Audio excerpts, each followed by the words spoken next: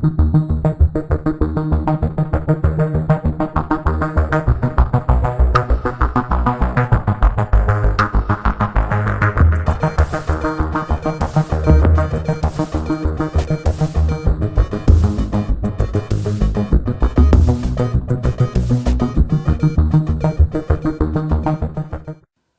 to the whirlpool of the unsolved, where the unsolved is questioned and dissected. I'm Frank, and today's episode, we will continue talking about the Sims family murders. So this is part 2 to the Sims family murders. So before going into and continuing from part 1, where we're going to be talking about Tommy Fulgham as another suspect, I would recommend you to listen to part 1, where we talk about the murders and a little bit about the investigation. This is one of those cases, like I said, where I actually did extremely research this, and I watched the documentary twice just to make sure I got all the information I can possibly get. To be honest, normally I write a little bit to go into cases and have the information right in front of me. In this case, when it came to the suspects, I didn't even have to write much because the suspects were so intriguing and the situations were so intriguing. And I watched this documentary multiple times and I actually read the original articles, which you can find online, about this case. So I kind of got really familiar with this case, and it's a case that nonetheless, I hope at some point it becomes solved and no longer unsolved. So this is my hope when it comes to this case. So let's go ahead and continue on. And we already spoke about Robert Howes. If you want to know about Robert Howes and how I feel about him being a suspect, literally listen to the first episode, because Robert Howes is a legit suspect in my eyes. And it's very important that you listen to that. And a matter of fact, one of the things that they did is they no longer seen Robert Howes as a suspect. Just, by the way, just saying that, okay? So they cleared him and said that he was no longer a suspect. So that's one thing that you may want to listen to in part 1. I forgot to say that, but it's fine. You're here for part 2. Let's get into it. So now we're going to talk about Tommy Fulgham. He is, if I'm not mistaken, another suspect out of the 3, well, I would dare to say 4 suspect. He's an intriguing case. Okay, so Fulgham eventually killed his girlfriend in 1978 in Atlanta and tore her body apart. He was a sophomore in high school when the incident with the Sims family occurred. He also lived only about 2 blocks away, a walking distance of about 5 minutes or so. People eventually did testify that he was at a party the night of the Sims family murders, so he was eventually ruled out. But Tommy Fulgham is an interesting suspect nonetheless, because he was young. I think he was like 16, 17 during this time, and he actually did go to the same school as the teenage daughters of Robert Sims. So the crazy thing about this is that this guy lived not too far. He ended up going into the military. I think he was discharged. Now, how, I don't remember exactly, but he was discharged. He ended up moving to Atlanta, and he had a girlfriend, which he eventually killed, which is sad nonetheless.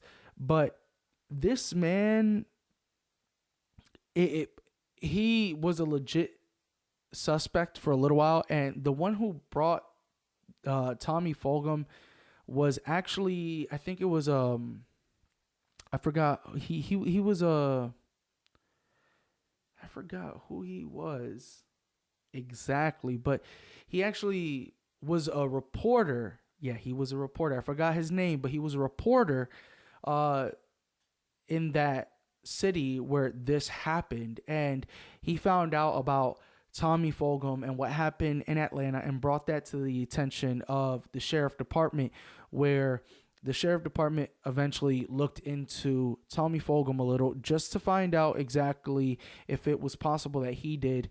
Now, Tommy Fulgham that day, he wasn't in his house, so clearly the sheriff department and the detective, they went ahead and asked him questions. He didn't really answer any of the questions. He didn't want to say exactly where he was at and things of that sort. But eventually it was found out that he was actually out at a party that night, the night that the Sims murder occurred, that it happened. So he was ruled out as a suspect because people had sat there and said that he wasn't around the Sims family home. He was actually at a party, and there was witnesses that proved that he was there. But nonetheless, he was a suspect due to the fact of what he did to his girlfriend in Atlanta. Now we go into Mary Charles LaJoy Fox, who is also known as Charlie, and Vernon Fox Jr., which was Charlie's husband at the time. So this is where it kind of gets a little bit interesting when it comes to this case per se, because Mary Charles, she ends up speaking to the officers nearly 6 hours. So at this time, she was actually in college, and it was really weird. It was really weird because she was actually in college and she was speaking to a friend. I think it was a friend or something like that. And she felt like they were going to see her as a suspect at some point. So she decided to go to the sheriff's department and speak to the sheriff, and nearly spent about 6 hours there. And her ex-husband, Vernon Fox Jr., was another suspect. And this is a weird situation because when she went to speak to the sheriffs and she was speaking to them for nearly 6 hours, she wasn't saying or confessing, but she kind of threw the what if. So she didn't say that she did it, but she was wondering what if she did it, what would happen to her. And there was also a reward. Well, she believed there was a reward still at the time for this case. Now, she was basically saying, what if she did it? What would happen to her? This is where the detective kind of messed up, because he was basically telling her, well, we would probably put you in a mental institute and things of that sort, or have you, seen by a psychologist, and they would sit there like the detective was giving her information that he shouldn't have given her in general. And then she was explaining to them what had happened the night of the murder. This right here kills me, because she is, what if I did it? What if Vernon and I did it? What if we left the movies? Because they ended up going to a drive-through theater at the time of this murder, but apparently they had left the drive-through theater early before the movies actually ended, which was witnessed by actually a friend of theirs that worked for the drive-in theaters. He had witnessed them actually leave early. Now, the stories that Vernon and Charlie came up with didn't correspond with one another, and there was a lot of issues with their stories. Their stories actually changed numerous times throughout the years. So it was like they were filling up gaps with different things. So apparently they didn't leave early, then eventually they left early, And when they left early, they were going to stop to get something to drink, but didn't stop because there wasn't enough gas in Charlie's car. So they went directly home. There was so many things that happened. But the thing is that Charlie was making it seem as though that they did it, but didn't completely admit to it. She was asking like what would happen if she admitted to doing such a crime. What would happen as well to Vernon if she admitted that Vernon had something to do with the case. And the detective didn't roll with the punches. If anything, was giving her information about what would happen if she were to admit these things, which honestly, me personally, I would have never done something like that. If anything, I probably would have twisted her arm a little bit just to get her to confess to it if she was the one that confessed. Because not only was she saying what if she did it, what would happen to her, she was also asking of the reward. If she was arrested, would she be able to take the reward, which I believe was about $20,000 at the time. But then the detective was like, what reward? And we don't know if you would have been able to take that reward with you if you were to go into an asylum, which she also brought up into the detective's attention, that she wouldn't be happy going into one of those asylums, that she would prefer to be in a private asylum, which makes you question like, hey, you already had this planned out. And a lot of people admitted that Charlie was very intelligent. Clearly, she was in college at this time, and she was very weird as well. Like she wasn't known to be like the other people in her school. She was very out there, very weird. In college, she had like notes and letters around, and she talked a lot about death and things like that. Like she wasn't really, she wasn't known to be normal. She was different.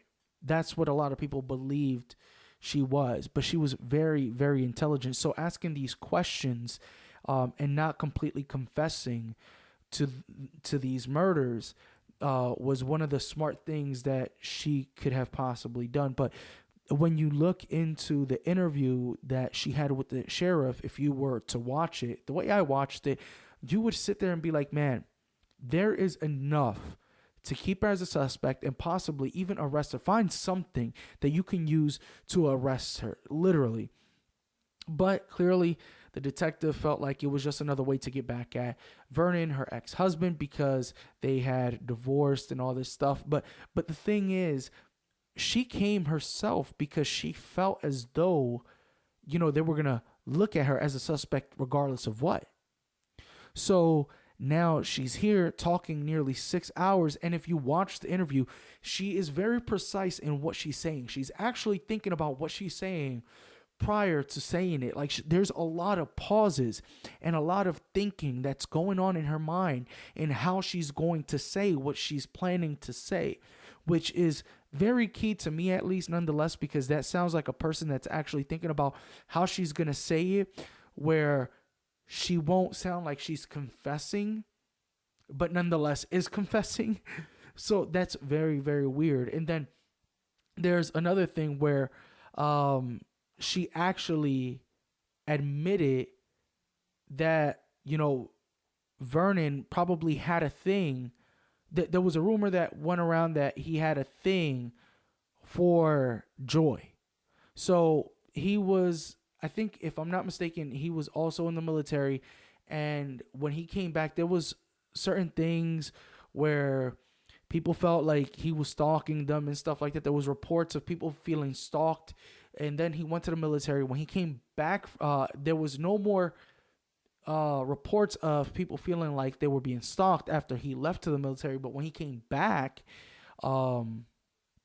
apparently this occurred again, which is very, very weird, and nonetheless very intriguing. But Vernon, apparently, from what people were saying, was that he may have had a thing for the little girl, or if not, the mother, Helen. Now, Charlie said that, she didn't see them as pretty, and that she wouldn't believe that he had a thing for the little girl. If anything, it would be more for the mother, but that the mother wasn't pretty at all, and all this extra stuff that sounding like jealousy almost.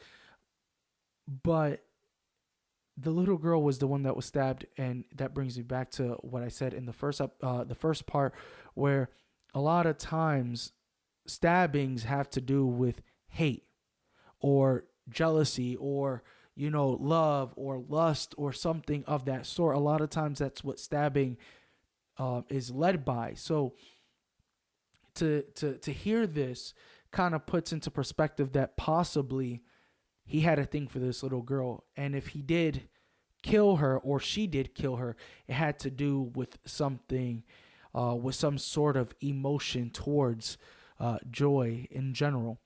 So they were the suspects that were looked into more often.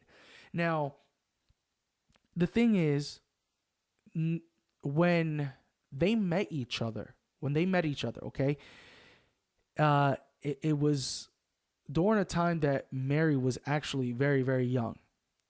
Charlie was in the 5th grade and he was in the 3rd when he met her.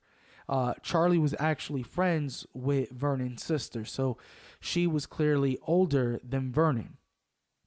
But there was something that he said in that interview, in the documentary, you may not want to put too much attention into, but I personally put attention. I catch on to the slightest detail.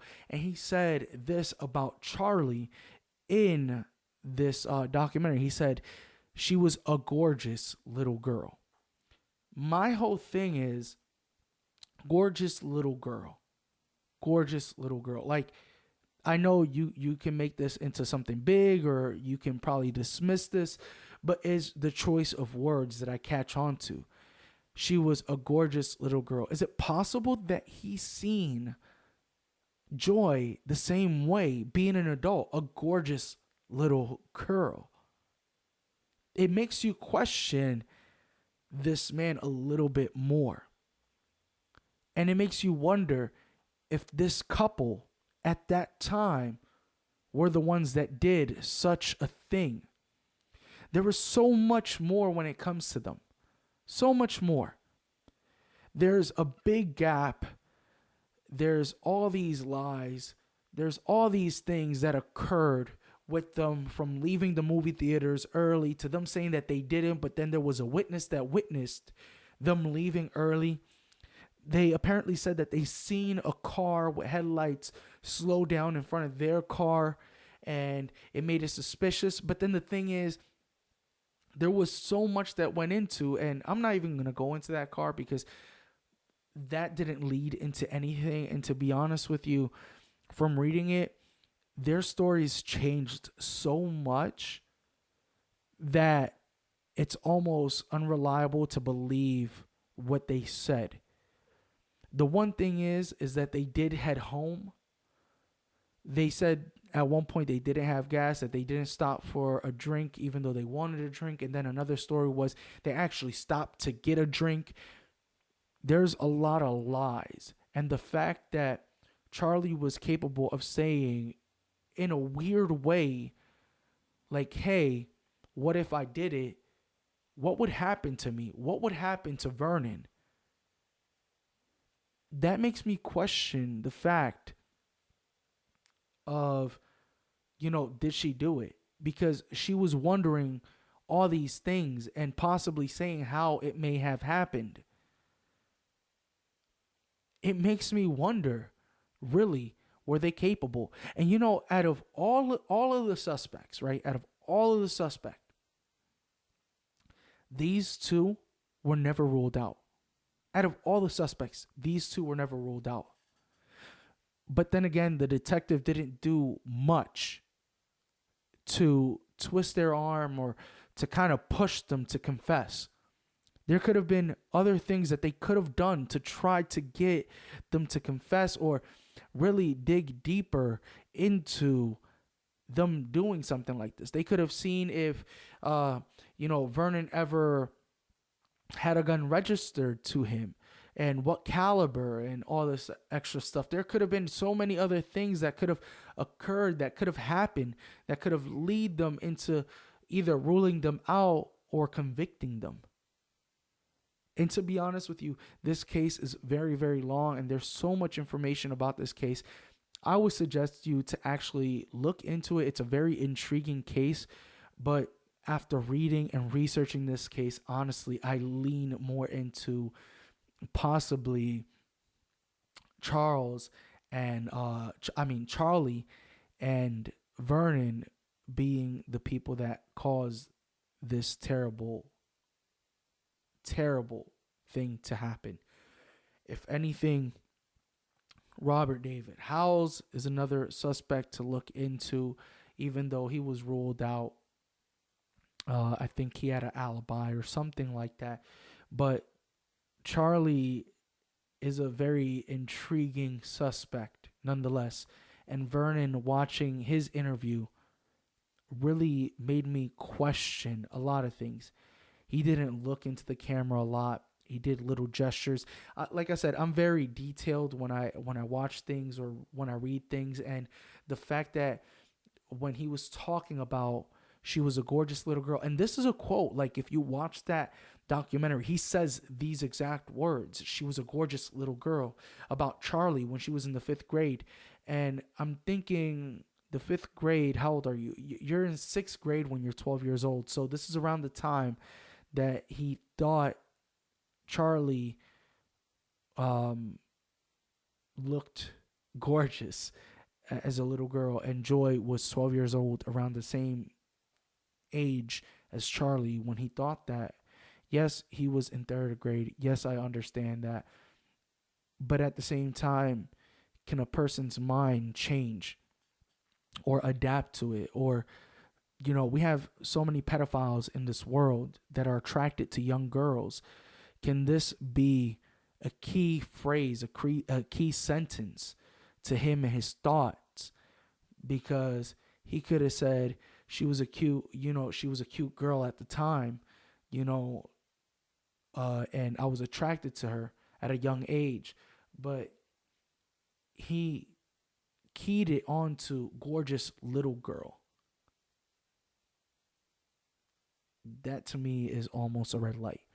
To many, it may not be. To me, it is. Everybody has their own personal opinions about this and those possible words or this case in general. But honestly, the legit suspects in this case, personally, I believe, is Charlie and Vernon. Nonetheless, it's a case that's very intriguing, very mysterious, and still unsolved to this day, which is sad. I would hope to see at some point soon in present time, or even in the future, that this case may be solved. Hopefully somebody comes up with, the gun, the knife, or whatever the case may be, or somebody at least in their dying bed admitting to this. Hopefully it comes from the mouth of Charlie or Vernon. Hopefully somebody can feel some sort of sympathy or some sort of regret to what they did and come out clean. But it's something that hopefully occurs. With all that said, I hope you enjoyed this episode of Whirlpool of the Unsolved. Check in next week for a new episode, and make sure that you like the podcast and follow the social media pages. Instagram at Whirlpool of the Unsolved Podcast, Twitter at WO Unsolved Pod, and the Facebook page. Till next time.